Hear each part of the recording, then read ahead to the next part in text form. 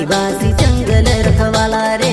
आदिकालसी जंगल में रह जया आदिवासी जंगल रखवाला रे।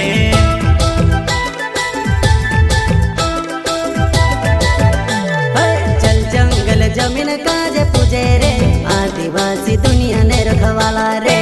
बाप देव खतरी काज पूजे रे आदिवासी सबसे निराला रे।